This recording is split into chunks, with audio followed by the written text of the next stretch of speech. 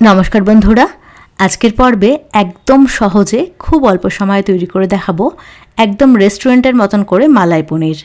এটা খেতে অসাধারণ লাগে পোলাও, ফ্রাইড রাইস, লুচি, পরোটা, নান, কুলচা এইসবের সাথে। তো চলুন দেখে নেওয়া যাক ভিডিওটা।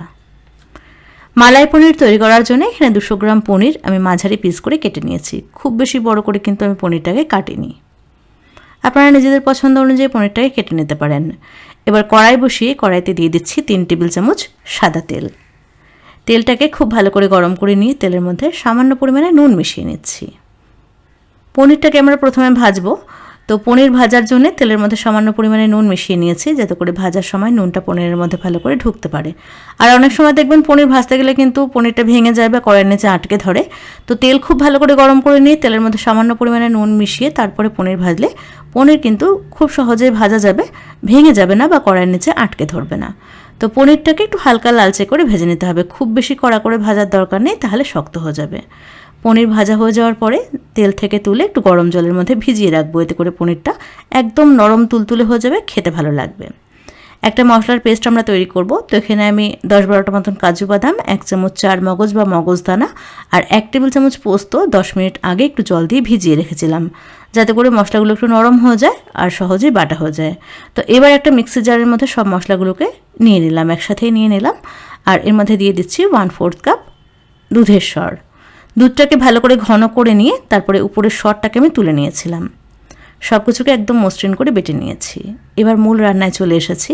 পনির ভাজার পরে কড়াইয়ে যেটুকু তেল ছিল তার মধ্যে মিশিয়ে নিলাম 1/2 চামচ ঘি। ঘিটা গলে যাওয়ার পরে ফোড়নের জন্য দিলাম 4টে ছোটো এলাচ, 1 টুকরো দারচিনি, 3টে লবঙ্গ আর 4-5টা মতন কালো গোলমরিচ। ফোড়নটাকে একটু নাড়াচাড়া করে ভেজে নিচ্ছি। খুব মিষ্টি একটা সুগন্ধ বেরিয়েছে গরম মশলা ভাজার। এবার দিয়ে দেবো 1 টেবিল চামচ ভর্তি আদা আর কাঁচা লঙ্কা বাটা। 3টে কাঁচা লঙ্কা আর 1 ইঞ্চি মতন আদা এখানে আমি বেটে নিয়েছিলাম। আদা কাঁচা লঙ্কাটাকে দিয়ে 10 সেকেন্ড একটু নাড়াচাড়া করে নিয়েছি, যাতে করে আদার কাঁচা ভাবটা চলে যায়। এবার এখানে খুব সামান্য পরিমাণে কাশ্মীরি রেড চিলি পাউডার দিলাম আর দিলাম 1/2 চামচ জিরে গুঁড়ো। কাশ্মীরি রেড চিলি পাউডার আমি দিলাম জাস্ট একটুখানি কালারের জন্য। এবার সব কিছুকে ভালো করে একসাথে মিশিয়ে নিয়েছি। মশলাটা কিন্তু খুব ভালো করে ভাজা হয়ে গেছে। এবার আগে থেকে বেটে রাখা মশলার পেস্টটা দিয়ে দিলাম। মিক্সির জার ধুয়ে সামান্য পরিমাণে জল দিয়ে সব কিছুকে খুব ভালো করে কষিয়ে নিচ্ছি। গ্যাসের ফ্লেমটাকে অবশ্যই মিডিয়ামে রাখতে হবে আর কন্টিনিউ নাড়াচাড়া করতে হবে, নাহলে কিন্তু এটা তল থেকে ধরে যেতে পারে।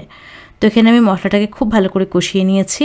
এবার দিয়ে দেবো স্বাদ অনুযায়ী নুন আর টেস্টটাকে ব্যালেন্স করার জন্যে 1/2 চামচ মতন চিনি। চিনিটা কিন্তু স্কিপ করবেন না, অবশ্যই দেবেন। এই রান্নাটা একটু মিষ্টি মিষ্টি না হলে ভালো লাগবে না খেতে।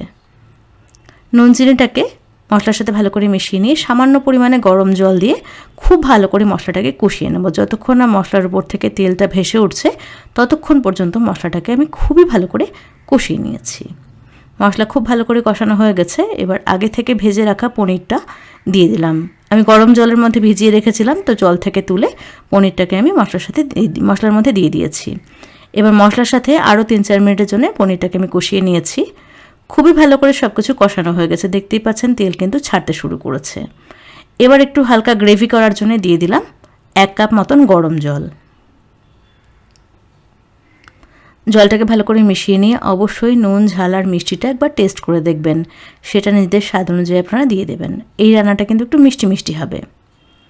গ্রেভি ফুটে ওঠার পরে 5 মিনিটের জন্য মিডিয়াম আঁচে ঢাকা দিয়ে রান্না করতে হবে। 5 মিনিট পরে ঢাকনাটাকে খুলে নিয়েছি। দেখুন দেখতে কত সুন্দর হয়েছে, তেলটা কিন্তু উপরে ভেসে উঠেছে আর গ্রেভিটা বেশ অনেকটাই ঘন হয়ে এসেছে। রান্নাটা অলমোস্ট হয়ে এসেছে। এবার নামানোর আগে দিয়ে দিচ্ছি 1 চামচ কাসুরি মেথি। কাসুরি মেথিটাকে শুকনো কড়াইতে ভেজে নিয়ে তারপরে হাত দিয়ে একটুখানি গুঁড়ো করে দিয়ে দিলাম আর সামান্য পরিমাণে গরম মশলার গুঁড়ো। ভালো করে মিশিয়ে নিয়ে মিডিয়াম আঁচে জাস্ট 2 মিনিটের জন্য ঢাকা দিয়ে রাখবো, যাতে করে কাসুরি মেথির ফ্লেভারটা পনিরের মধ্যে খুব ভালো করে বসে যায়। তারপরে কিন্তু এটা সার্ভ করার জন্য একদম রেডি হয়ে যাবে। দারুণ একটা সুগন্ধ বেরিয়েছে, এটা খেতে দারুণ হয়েছিল। তো অবশ্যই এরকমভাবে মালাই পনির তৈরি করে দেখবেন, আমার বিশ্বাস আপনাদের খুবই ভালো লাগবে।